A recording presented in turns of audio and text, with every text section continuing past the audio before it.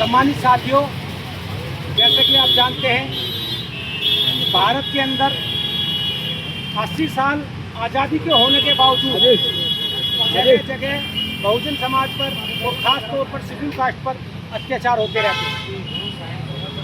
उन अत्याचारों का कारण कहीं ना कहीं इस देश के अंदर जो मनुवादी मानसिकता लोग रखते हैं, जातिवादी मानसिकता रखते हैं, उसके कारण होते हैं। और वो अत्याचार इतनी जघन्य तरीके से किए जाते हैं कि जो हमारी बहन बेटियों के साथ अत्याचार होते हैं, यदि उनके लिए, उनके न्याय के लिए हमारा समाज एकजुट होकर न्याय की मांग करता है तो उन पर लाठी चार्ज करने का काम करते हैं। जो पुलिस वैन में हमारे रवि भाई डिटेन थे, उनके साथ एसएसपी अविनाश पांडे मारपीट करने का काम करता है।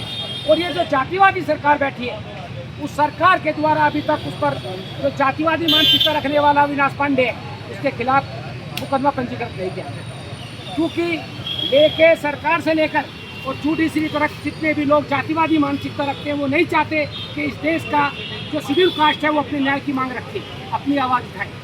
तो सम्मानित साथियों, मैं कहना चाहता हूँ अपने समाज के जितने भी साथी यहाँ बैठे हैं कि जो भी हमारे समाज का नेता है या जो कर्मचारी है, जो भी है, और वो दूसरी पार्टियों में काम करने का काम करते हैं और वो हमारे समाज की आवाज़ उठाने का काम नहीं करते, तो आने वाले समय में जब वो उनके बीच में आए तो उनको मुंह तोड़ जवाब देने का काम करें कि जब समाज पिट रहा था तब आप लोग कहाँ बैठे थे। जो लोग दलाली करके सरकार की दलाली करते हैं, सांसद विधायक बनते हैं, लेकिन समाज को पिटने के लिए एकला छोड़ देते हैं, वोट के समय पर उनके बीच आते हैं, उनकी वोट लेते हैं और फिर मलाई मारने का काम करते हैं।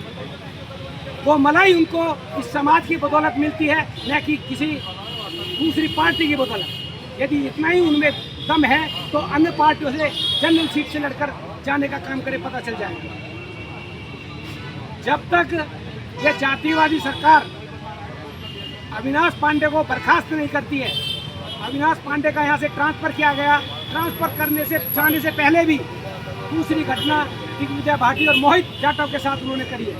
एसएसपी साहब ने अपने कार्यालय में बुलाकर दिग्विजय भाटी और मोहित जाटव के साथ मारपीट करते हुए, जातिवादी शब्दों का प्रयोग करते हुए घटना का अंजाम दिया।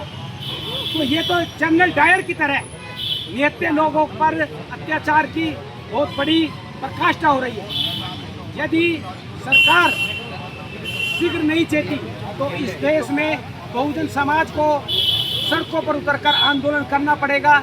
भले ही जो सरकार तानाशाही दिखाती है, अपनी जेलों का डर दिखाती है, तो 8 तारीख को तो हमारे 8 लोग जेल गए थे, लेकिन जब एक आंदोलन चलेगा तो 2 अप्रैल की तरह लाखों लोग भी जेल जाने का काम करेंगे और इस सरकार को उखाड़ कर फेंकने का काम करेंगे। नहीं तो ये सरकार होश में आ जाए और अविनाश पांडे को जल्द से जल्द बर्खास्त करने का काम करें। और हम बता देना चाहते हैं, मैं एडवोकेट उपेंद्र गौतम, अपनी जनता पार्टी राष्ट्रीय सचिव प्रभारी पश्चिम उत्तर प्रदेश रवि भाई को आश्वासन देते हैं कि हमारे माननीय स्वामी प्रसाद मौर्य जी, जो दलितों पिछड़ों की आवाज़ मजबूत से उठाने का काम करते हैं, वो भी इस मुद्दे को मजबूत से लेकर आपके साथ खड़े हैं और हम भी आपके साथ खड़े हैं, हमारी पार्टी आपके साथ खड़ी है। इस देश के अंदर जहाँ जहाँ अत्याचार होगा वहाँ हम सब लोग एकजुट होंगे, बिना किसी पार्टी के, बिना किसी संगठन के।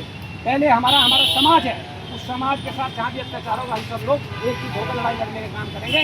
और जो लोग सत्ता की दलाली करके समाज को उत्पीड़न कराने का, समाज के होते हुए काम करेंगे, तो उनका विरोध करने का भी काम करेंगे। इसी के साथ मैं अपनी बात को विराम देता हूँ। जय भीम, जय भारत।